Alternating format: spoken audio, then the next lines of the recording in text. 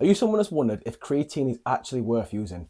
Here's a little bit of bro science from a fitness coach on how it can be applicable to yourself. So as we move us to the whiteboard then, in terms of creatine, obviously is creatine useful?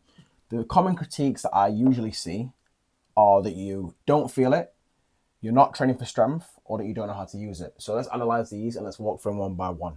So the first one is don't feel it. I've had conversations with friends or I've seen videos online and people saying, I don't feel a difference. It's the same way I like to think of it the same way. If you take protein powder, do you feel a difference in protein powder? No. You just know you're doing it to achieve a certain outcome. And obviously that's hitting a protein goal. So with creatine, it's the same thing. Whether you're training for bodybuilding or powerlifting or running or any other sports like that, just because you don't feel the initial benefits like you might do from a pre-workout doesn't mean that it's not working behind the scenes. So, like I said, if you don't feel it, it doesn't matter what you feel because you know what the outcome is. You're putting creatine into your body to help energy stores. So the next one is not training for strength. So obviously I hear this from a lot of my friends that are bodybuilders who might not understand the full benefits of creatine and obviously how it can benefit their performance. So in terms of creatine then, so how might that improve in performance? So let's talk higher weight, ability to recover quicker, and handling higher volume. So let's unpack this higher weight. Let's say like the 1% effect on here. If you are adding 1% weight every single week to your weights, let's say you start off at 10, next week it's 11%. So 11 kilos. Then the next week after that, it's whatever 1% on top of that. And then obviously, as you compound that week on week on week, by the end of the 52 weeks of the year, you're way in a way better spot in terms of the compound effect of that 1% than you would have been without that, right? So therefore, when it comes to higher weight, one of the most important factors for growing muscle is tension on the muscle, time under significant tension. So in order to do that, obviously we need a higher load and a higher weight, obviously as well as technique, and obviously making sure we're directing that obviously technique into where we need to be in terms of the muscle group. But obviously higher weight makes a massive difference to that. Also, the next one is the ability to recover. If you're taking creatine, you might not see crazy effects of it, or you might not be able to tell just because you can't. But you're going to be able to recover quicker because you've got them stores in your muscles that you wouldn't have had otherwise. So now your muscles have a little bit more of a kickstart when they're trying to recover now. So that's a bro science way of explaining it, but that's kind of how it works. And then the next one is handling higher volume. So obviously it comes back to these two. Higher weight, you can recover quicker. So that means you can handle higher volume now. If you're on the lower end of the 10 to 20 sets of volume range now, per muscle group, sorry, per muscle, then obviously you might be able to up this a little bit, put a bit more volume into certain muscle groups that you might not be able to do because you were too tired during the week because you'd been training, you hadn't recovered as quickly as you think you could have.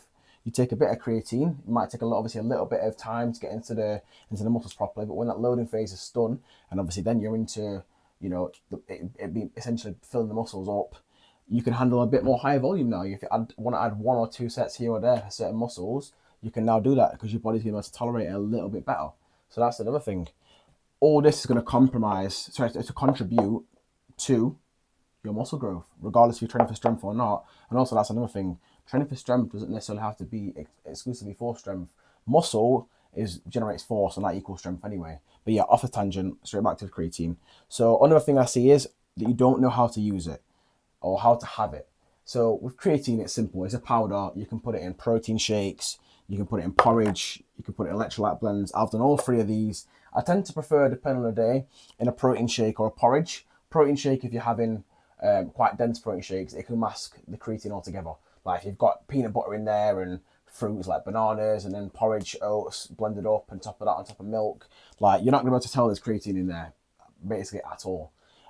Porridge is going to be a little bit more coarse, the porridge, but still it's going to be enjoyable because I have honey and cinnamon in my porridge. So even when the creatine is obviously, I'm tasting it, it's not as coarse or as untasteful as it would have been without that. And then obviously an electrolyte blend. So obviously I have amino acids and electrolytes, as well as occasionally other things like vitamin C tablets, etc. And if I put electrolyte creatine in there, I can just down that and it's done in a minute or two.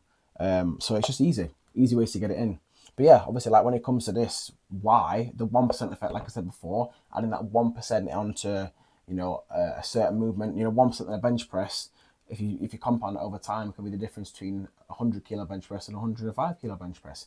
If you use that 1% effect over time, when you come to training, if I would have done an 80 kilo set, I can now do an 81 or an 82 kilo set because I've got a little bit more, which then obviously will then lead to further and further improvements, and higher weights equals higher one at maxes for myself. Muscle energy stores, like I said, that ability to recover, ability to push harder, to have higher sets, and then obviously performance overall, regardless of sport or discipline, performance is going to increase because you've got an extra little boost. Like I said, 1%, you've got an extra little boost now, so you can push that little bit harder and you're going to recover that little bit easier.